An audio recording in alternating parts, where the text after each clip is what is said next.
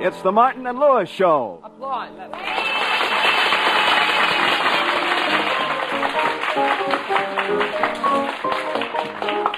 The National Broadcasting Company brings you transcribed from New York, the Martin and Lewis Show. Our guest tonight, John Garfield, and featuring Flo McMichael, Dick Stabile and his orchestra, and starring Dean Martin. Come to me, my melancholy baby.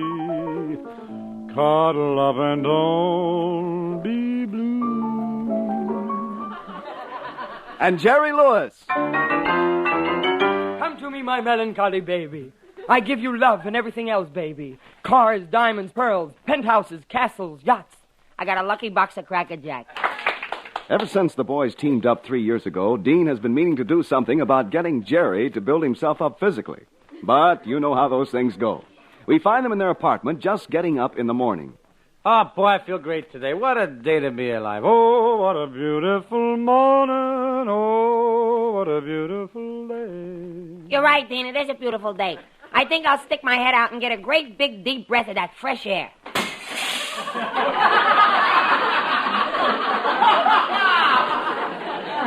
Jerry, you didn't hurt yourself, did you? Nah, I didn't hurt myself, and the window hasn't got a pane either. All right, I just woke up. Yeah, but not enough. Jerry, remember that little talk we had last night about your condition? Yeah, and we decided that I got to build myself up today. Right, and we'll start by going to a gym and taking a good workout. Remember, health is wealth. Health is wealth? What's that got to do with me? Well, look at you. You're bankrupt.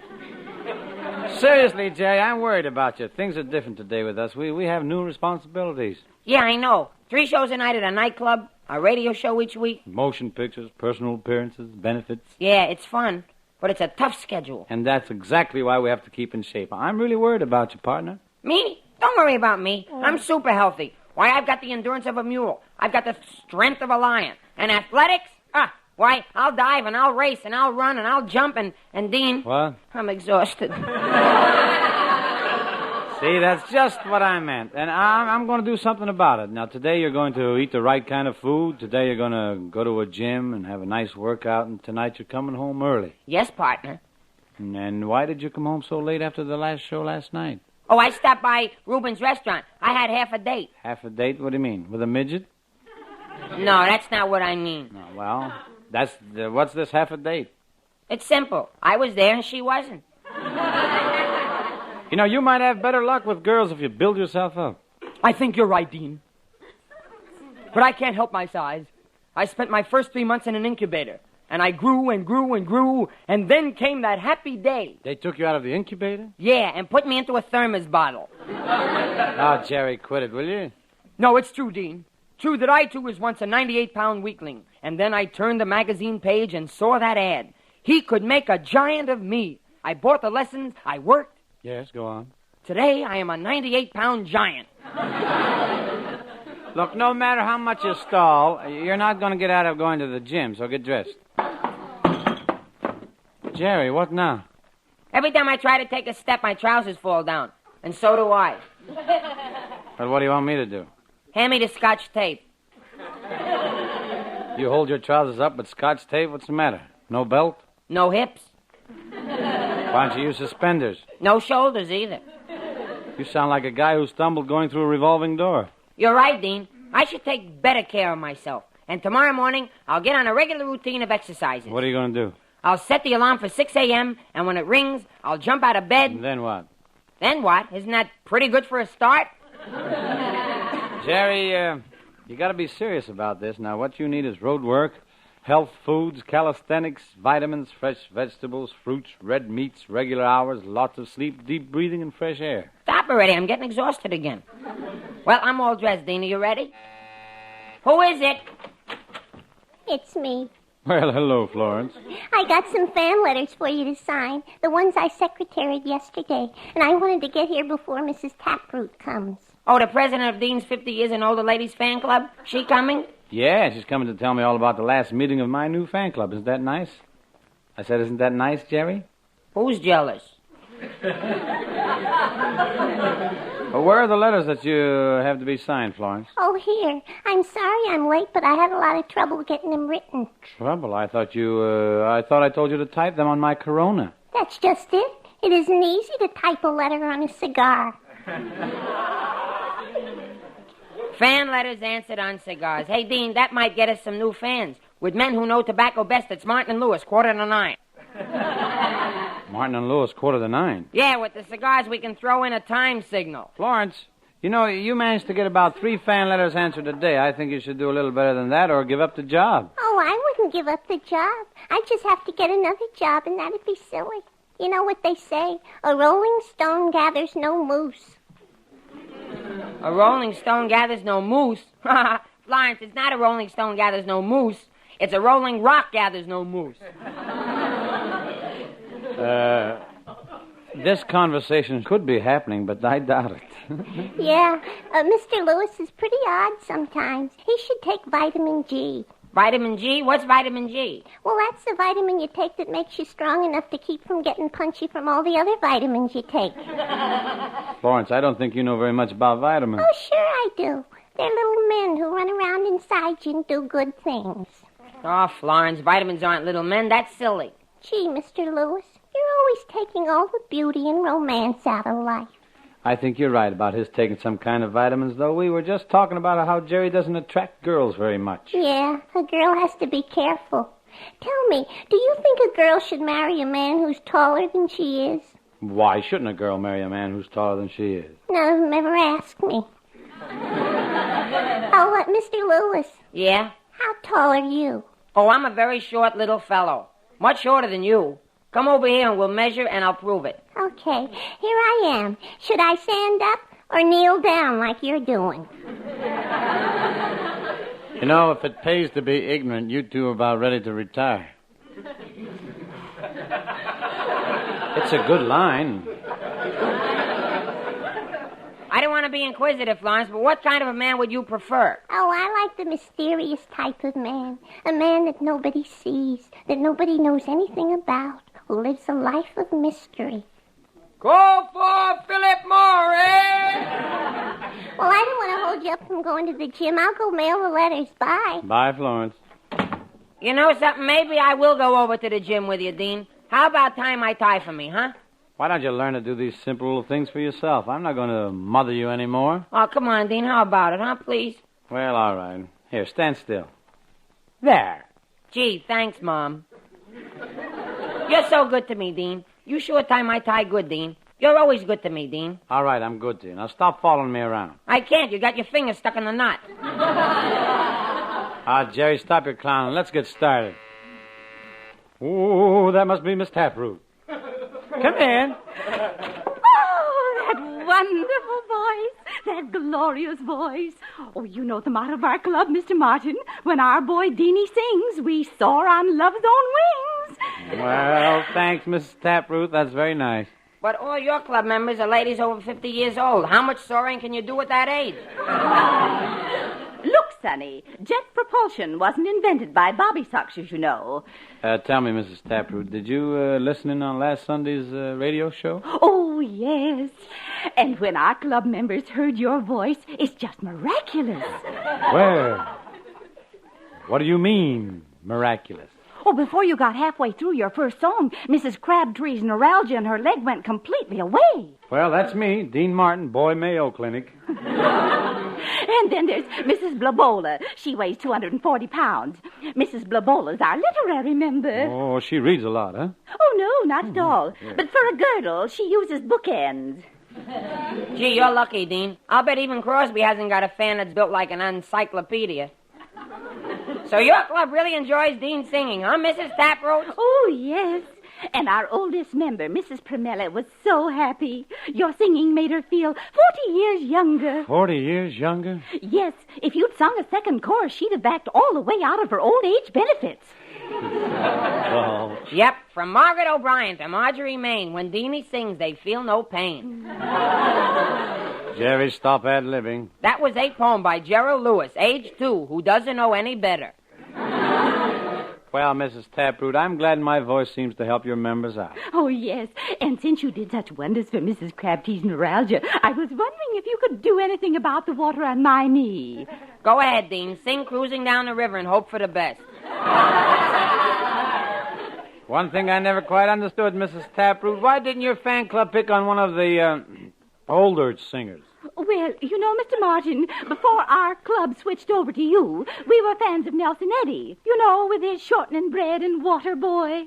What made you change to me? Well, we were tired of bread and water. We wanted meat and potatoes. Goodbye. Yeah, bye, Mrs. Taproot. Bye. Well, I guess... Dean. What? Remember when we started out as a team, you kept telling me that your singing would put us in a higher brackets? Yeah, what about it? I thought you meant money, not years. You're just jealous because it isn't your fan club, and maybe we can do something about that. Come on, let's go to the gym and see if we can cure you of an acute case of skin and bones. Me skinny? That's funny. Me skinny. I am not. All right, you're not skinny. But why is it your suits always look fatter when they're on the hanger? They do? Yeah. And I didn't even know they were in love. Oh, what are you owing about? What do you want? Jerry, there's no use stalling. I'm still going to make you go down to the gymnasium and take that workout. You 98-pound giant, you. Okay, I'll make a deal with you. I'll get on the bathroom scales, and if I don't weigh more than 98 pounds, I'll go to that gym with you. Oh, this is a cinch. Come on. Puny boy, yes, you are my puny boy. I'll get on the bathroom scales in here.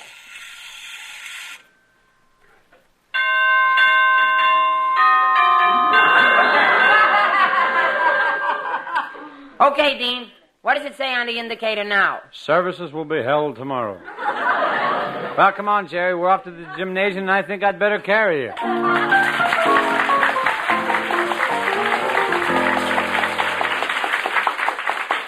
Well, it was tough work, but Dean finally persuaded Jerry to go to the gym.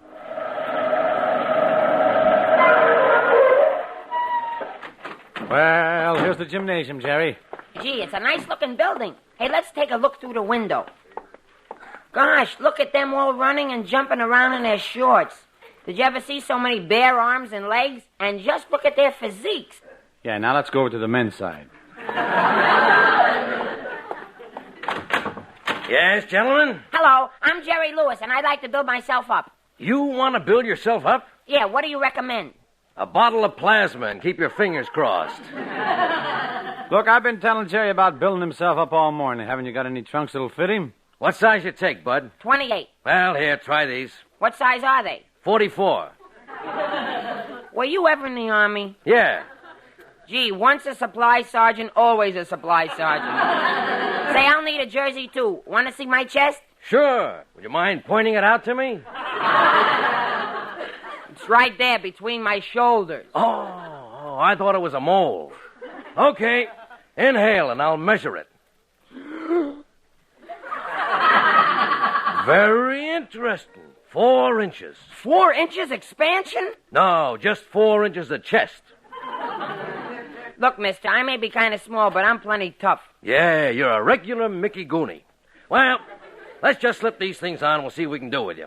Okay, I'm ready. Now, pick up that iron bar with the weights on it. Yes, sir.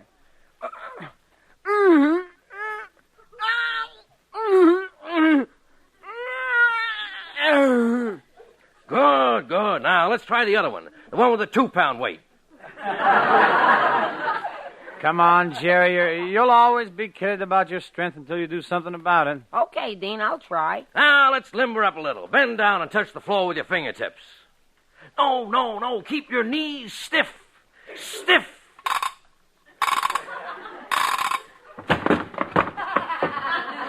Well, as long as I'm down here, I'll do some push-ups. I don't think you're ready for any more exercises today. I'll just leave you. You can fool around the way you want to. Okay. Dean, I wish I could get into one of these boxing rings and practice boxing. They all seem to be in use. No, there's one ring that's vacant, Jerry. Look at that trainer. He's bawling out somebody right now. Now, you heavyweights are all alike. Too slow, too heavy on your feet. You gotta be on your toes in this business. Now go on home and try not to be so heavy on your feet next time.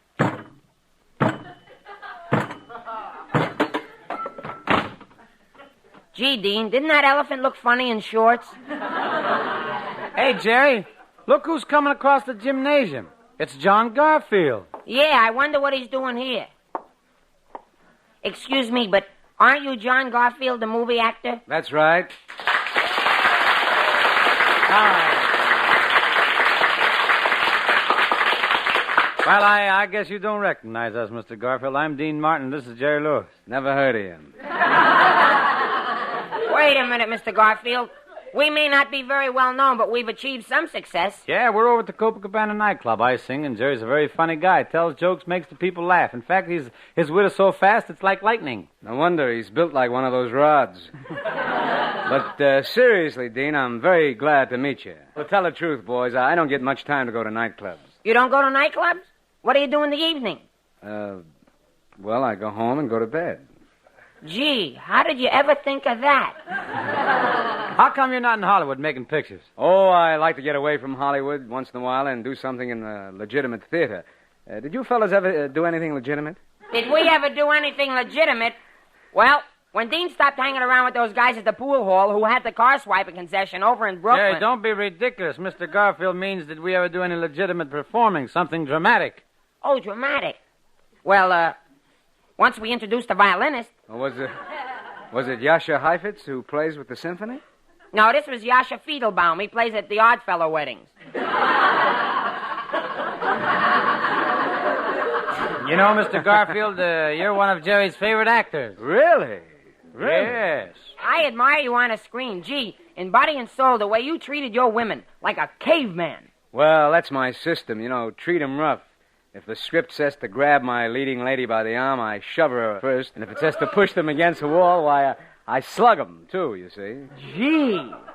Sometimes after a big love scene, my knuckles are so sore I can hardly stand it. Gee, and my girl hits me if I take all the armrests to the seat in the movies. You see, Jerry doesn't have much success romantically. Oh, that's too bad. Well, Jerry, have you ever tried taking a ride through Central Park on a moonlight night? Oh, sure. We took a ride Saturday night. The moon was shining, the air was balmy, but I didn't get one single kiss. Well, wouldn't the girl cooperate? Girl? I took my dog.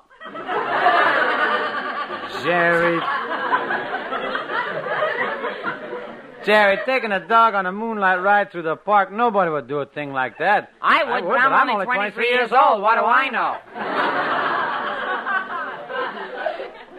Mr. Garfield, you don't know how much I'd give to be like you, even a little bit like you. Oh, Jerry, stop kidding. Why, there's lots of similarities between us. There are? Why, certainly. Why, we're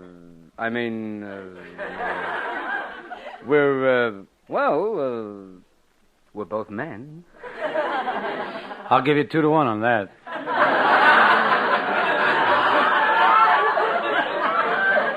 And that's exactly why we're down here at the gym today, Mr. Garfield. Yeah, I want to grow up, be tough, like James Cagney. Boy, if I could only be like him. Now, look here, you guys. I know what the score is, see? You don't fool with me now. Take this gat and know what you're doing, Johnny. Hey, that's pretty good. Say, you haven't told me why you came to the gym today. Well, Jerry's decided to get himself into condition. Oh? And since Jerry saw you in body and soul, he wants to become a fighter. A fighter? Well, don't make me laugh. Why, I've never seen such a panty waist. What's the matter? Well, look at you, all panty and no waist. Well, you may think I'm frail, but actually I'm as hard as nails. Last summer I did the hardest road work in the world. Jerry, the hardest road work in the world? Sure. You know those construction gangs who build roads through the hot burning deserts? Yes. And you know those great big boulders and rocks that they have to be broken up into little pieces? Yes. And all that tar and asphalt that has to be pounded and pounded till it's flat enough to make a highway? Is that what you did? No, I painted the white line down the middle. Well, that proves it, Jerry. And I was going to suggest that we spar for a couple of rounds, just for laughs. Oh, you'd murder Jerry. He doesn't know his left hand from his right. Now, why does everybody think I'm a mental incompetent? Well? Maybe I can rephrase that last statement. Well, come on, Jerry. If you want to spar around a little, I'm ready for you. Yeah? Well, I really feel like mixing it up for a couple of rounds, huh? Yeah? Sure. How about you? Yeah, how about that? What's the matter? You're not yellow, are you? Me? Yellow? Well, you certainly look like you're yellow. Can I help it if I'm breaking out in lemon jello? Go ahead, Jerry. Get into the ring with Mr. Garfield. That's what you came down here for. To get a workout. You're not afraid, are you? Afraid? Why, I'll go in there and I'll murder this guy. Stop it, will you, Dean? Why, I'll pulverize him. Dean, quit it. I'll break every bone in his body. Dean, will you stop it? What am I doing? You're shoving me. Now, don't worry, Jerry. What can happen? I'll take it easy with you. I won't hit you hard enough to bruise Margaret O'Brien. Promise? Promise. I won't hit you any harder than this. Just a tap.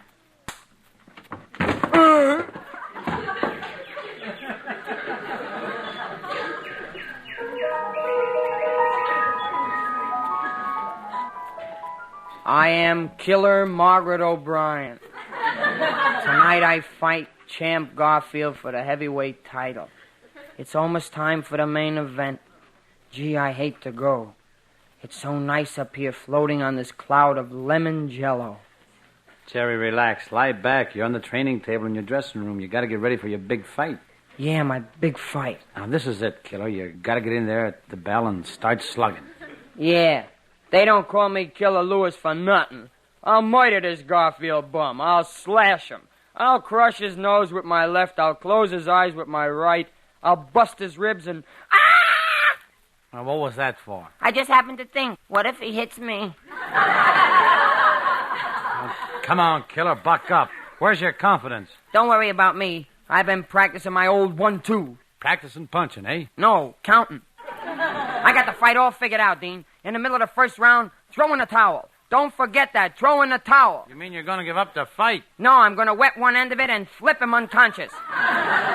This is going to be a great night for me. Can I come in? Florence, what are you doing here? Oh, I'm not the Florence you know. I'm the champ's girlfriend. The champ's girlfriend? Yeah, but there might be a vacancy. I'm getting tired of the way he kisses. Why? How does he kiss? The hard way. No lips. So you don't like the way the champ kisses, huh? Lean down here, baby. How was that? As far as I'm concerned, he's still the champ. You're kind of cute, but I'm still grateful to him. He took me out of my old racket. What was your old racket? Typing letters on Corona cigars. You still sound like Florence, our secretary. Oh, how can you say that? Don't you remember last night when you held me in your arms? You said I was the most glamorous woman in the world, more desirable than Hedy Lamarr. I said that? Yeah. I gotta get out of this boxing racket. I'm getting punchy. You better go now. I got to take care of my friend here. So long. So long, baby. The championship fight will go on in a few minutes. Meantime, the crowd is watching the preliminary wrestling match between Gorgeous Smorgeous and 10-Ton Tucker. They're in a tight clinch right now. Gorgeous has a cross-flying hammerlock on 10-Ton, who has a body scissors and toe twister on Gorgeous. Hey, Killer, look at that match. What a match, huh? Yeah, gee, I didn't even know they were in love. And now Gorgeous gets 10-Ton over his head in an airplane spin. Around and around he goes and throws 10-Ton to the mat. Great Scott, 10-Ton crashed completely through the ring. There's nothing showing above the floor but his trunk and one tusk. Well, that's the end of that match. And now, ladies and gentlemen, we present the fight for the heavyweight title between the present champion, John Garfield, at 280 pounds, and the challenger, Killer Lewis, the 98-pound giant. Services will be held tomorrow. Well, the challenger, Killer Lewis, is leaving his corner. He goes to the center of the ring. Go on, Jerry. Okay. Ha! Take that, and that, and that, and that. How'd you like that one, punk? Take that! And now Garfield gets into the ring. The crowd cheers. Hey, referee, I don't think you've met my fighter. Hiya, champ. Chump. Chimp. Keep going. He's in there someplace. I'm the referee now. Let's make this a good, clean fight, man. First, I gotta take a look at your boxing gloves. Louis, your gloves are okay. Swell. Now let's take a look at yours, Garfield.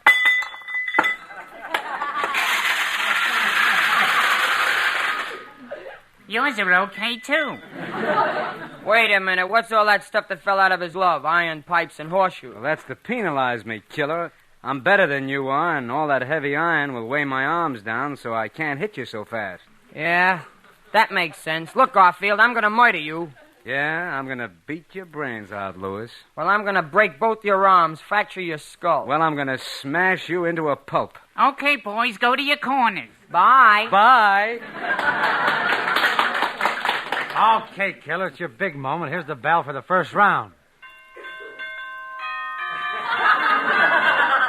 Now go out to the center of the ring. Remember, you're a 98-pound giant. And don't forget your strategy. Yeah, my strategy, okay. Where's that Garfield? You ready, Garfield? Yeah, I'm ready. Help! Foul! Foul! Foul! Jerry, not yet. Wait till he hits you.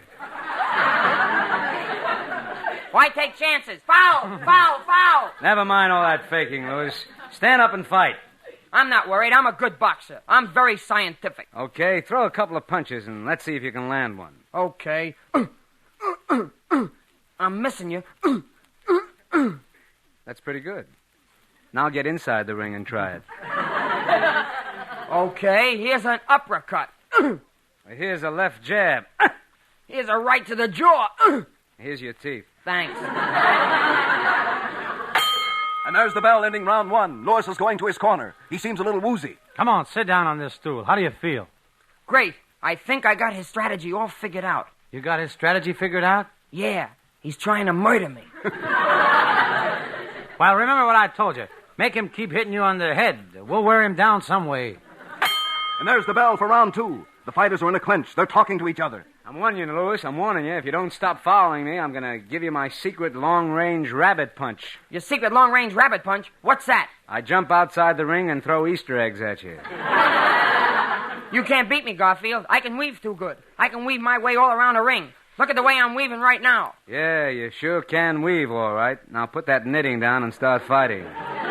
Louis is circling Garfield. He's keeping his distance. Now he's backing away. He's still backing away. Louis is backing away farther. Oops, they got him just in time. He was trying to signal a taxi on 8th Avenue. I'm going to finish you off in this round, Louis. Don't make me laugh. You couldn't beat me if you had the U.S. Marines helping you.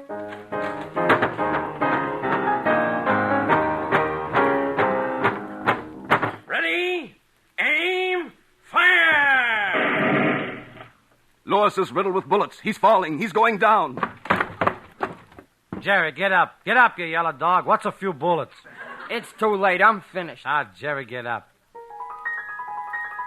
Jerry, get up. Huh? What? Where am I?